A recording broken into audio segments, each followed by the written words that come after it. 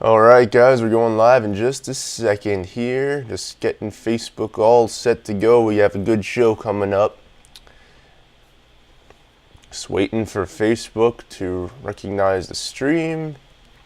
You gotta love technology.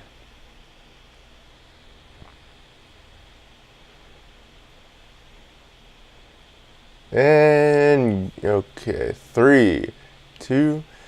Hey, permanent weight loss fam, welcome to this week's holiday edition of the Permanent Weight Loss Facebook Live video every week. This is being simulcast on YouTube and going to be included in my podcast on iTunes, SoundCloud, and Stitcher. I hope you all enjoyed your holidays, whether it was Hanukkah leading up to this end of last week, whether it was Christmas earlier this week, and then obviously we have the new year coming up very shortly thereafter. So today our question comes from Essence, who's a member of the permanent weight loss community, and we're going to check out her question right now. So Essence asked how to break through a plateau. So I want to get more clarification about what she was doing, because everyone kind of goes about things a little differently, so I could give her the most personalized response, but this will obviously help a lot of folks out there as well. And then she said that, at the moment, she wasn't really doing much dietarily because of the holidays, but prior to that, she was doing calorie counting, she was counting macros.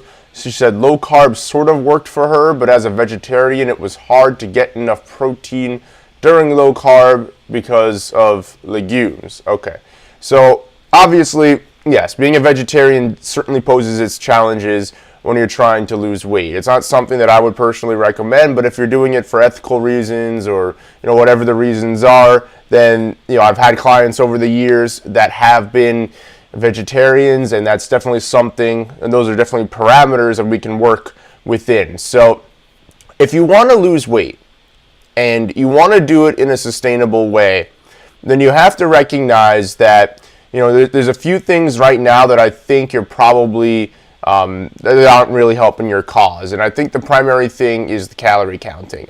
The word calorie makes me cringe. And I know it's the most conventional means of losing weight. Short term, it's probably the quickest way to lose weight, certainly.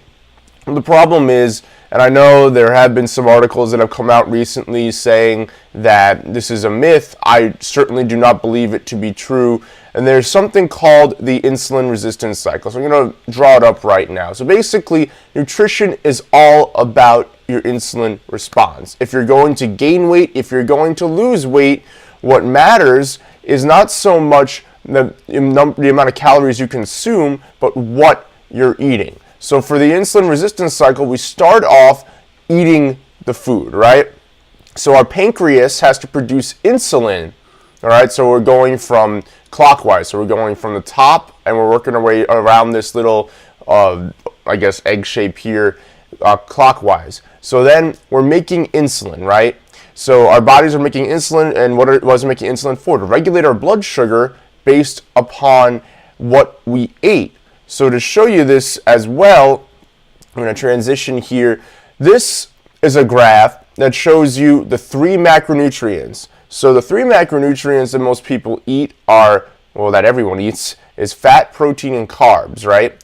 So you can see as time goes on, what keeps your energy levels going forward, what spikes it the most. And you can clearly see here on the left that carbohydrate spikes your blood sugar exponentially more than protein or fat does. So if you're consuming a plant-based diet, obviously a lot of the sources, yes, there will be protein, there will be fat in some things, but for the most part, it is carbohydrate dense. Now, the good news is if you're eating a food that has a lot of net carbs, and net carbs are simply subtracting your total carbohydrates by your fiber, then this really isn't that bad. But the problem is, if you eat a high carbohydrate food that does not have a lot of fiber, you have this huge blood sugar spike, and then this huge blood sugar drop. So if you have that 2 o'clock feeling that they joke about in like the 5-hour energy commercials, really what that is just you ate a ton of carbohydrate, you felt good for a little bit, could be a couple of hours, but at some point you're going to crash. And the reason you crash is because your body is rapidly releasing insulin in order to distribute it to your cells, muscles, and tissues. Once the necessary amounts have been distributed, the remainder of that excess carbohydrate in your bloodstream is stored as fat.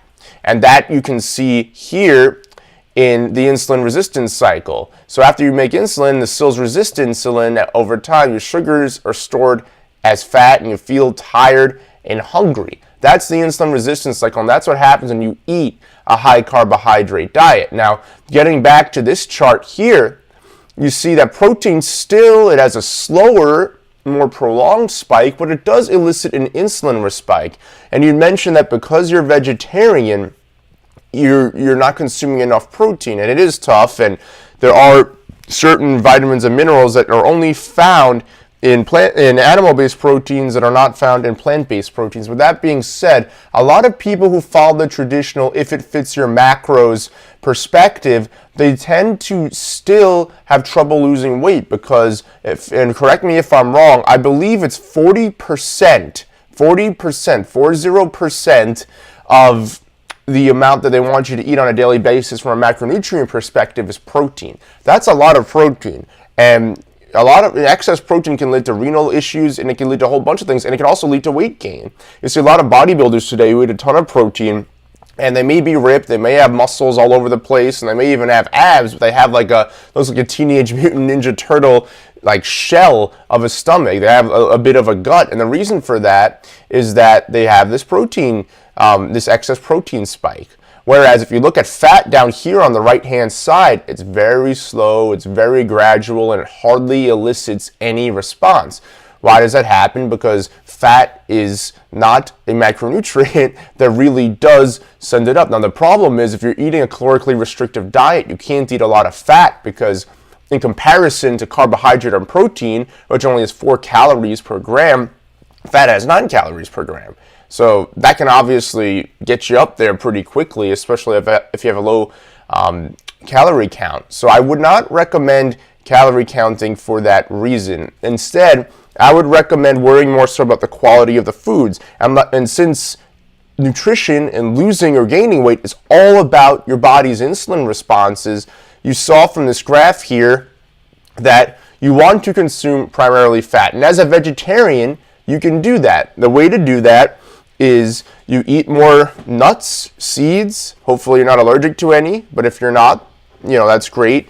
Raw nuts, raw seeds, any of those should be fine. That's a way to up your fat intake. They have protein in them as well, minimal carbohydrate, and as a result, you're going to have steady blood sugar levels. Your pancreas isn't going to have to release a ton of insulin. That insulin resistance cycle isn't going to happen, and as a result, you're going to see changes in your weight. Protein-wise, I do know dark leafy greens have protein in it, not a ton. But again, protein is not something you have to worry too much about. Everyone thinks these days that in order to be healthy, you have to eat protein and veggies at every meal. Yeah, the veggies are good. Sure, protein's okay, especially if it's a fattier protein. So if you're talking about cuts of meat, like a fatty steak, some fish paired with some non-starchy vegetables, that's a great way to do it. But again, what you need to worry about is your insulin response when you're trying to lose weight. And of the 3 macronutrients, again, I'll show you this graph one more time here, you want to eat primarily fat. So I have my clients who count their macros, I do it a little differently. I have my clients doing 60 to 70% of their daily intake from dietary fat. And it sounds high, but believe me, it's actually not that hard. You can use oils as well. So another thing, in essence, that you might want to consider is you can use oils as well. So you can use extra virgin olive oil, avocado oil. You can use them in dressings. You can do a whole bunch of things. You can cook with them as well. And that's a way to add fat into your diet. Again, nuts and seeds. Avocados are a great source of healthy fat. There's so many different things that you can do on that front. I forget, do vegetarians eat eggs as well? Because if they do, then you can have eggs as well. Great source of protein and fat and healthy fat. So that's really what you need to look out for. So dietary fat is number 1, protein would be number 2, and then carbohydrate would be number 3. And if you want to think about macronutrient ranges, you want to have, I'd say, 60 to 70% of your dietary intake coming from fat, 20 to 30% coming from protein, and 0 to 10% coming from carbohydrates, and preferably non-starchy, low-sugar carbohydrates, because again, look at this blood sugar response. Look at this spike and drop. Doing that enough over time, it won't only make you heavy, but it can hinder your health. Like you can get type 2 diabetes, and that's a gateway disease to a myriad of debilitating health conditions, like heart disease, which is the leading cause of death in this country, cancer, number 2, neurological conditions, which I believe are in the top 5. So that's something you want to consider as well. So, and then in terms of the calorie counting, I'm not really a fan of doing that. And to get back to it, when I started my weight loss journey, and I started calorie counting, eat less, exercise more. In the first 4 months, I lost 40 pounds. After that, continuing to calorie count, I did not lose 1 pound for close to 3 years doing that. And the reason I didn't is because my body went into a starvation mode. And no matter how low I pushed the calorie intake and how high I pushed my exercise output, it didn't yield me any discernible results, didn't help me on the scale, didn't help me change how I looked. And it was because, as I later found out, that there's a hypothesis about starvation. Your body goes into a starvation mode, and basically everything you eat at that point, good, bad, or indifferent, is stored as fat. And so I truly believe that that's what helped me, or what hindered me from losing the weight.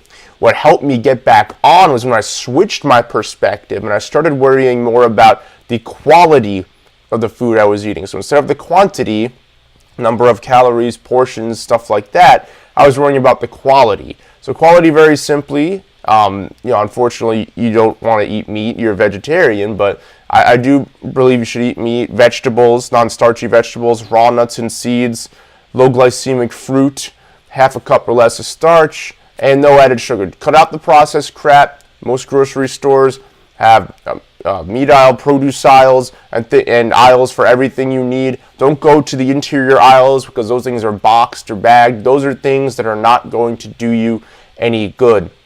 So I would try and avoid that. And then I think there was one more thing, and we covered it with the protein. So I hope that answered your question, Essence. So in order to break through a plateau, you have to consider your insulin response. A lot of people hit a plateau, I believe, because their body goes into a starvation mode. So don't go into a starvation mode.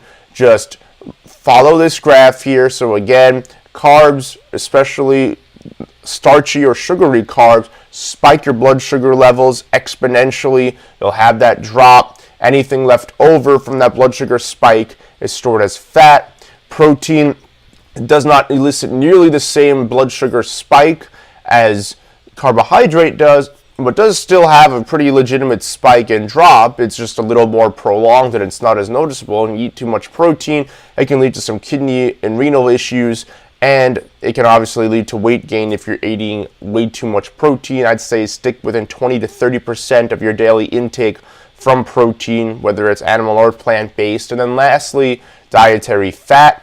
I'd say eat 60 to 70% of it. There are so many healthy sources out there. Really, the only unhealthy source you need to worry about is trans fat. Trans fat's only found in processed food. It's a man-made carcinogen. It's been linked to heart disease as well, So those are the things you want to consider primarily. Consider your insulin response. And unfortunately, because of the calorie counts of carbohydrates in comparison to the calorie counts of fats, you obviously will eat a lot more carbohydrate when you're trying to calorie count and lose weight than you will dietary fat. But I promise you, if you stop worrying about your calorie count, you start worrying about the quality of the food you're eating, you eat primarily dietary fat, healthy fat, and you cut back on the unhealthy carbohydrate, get rid of the starch, get rid of the sugar, just stick with non-starchy vegetables, low glycemic fruits, moderate your protein intake, you're going to be okay. So thanks for watching, guys. Again, every Thursday we're going to be doing this live video here in the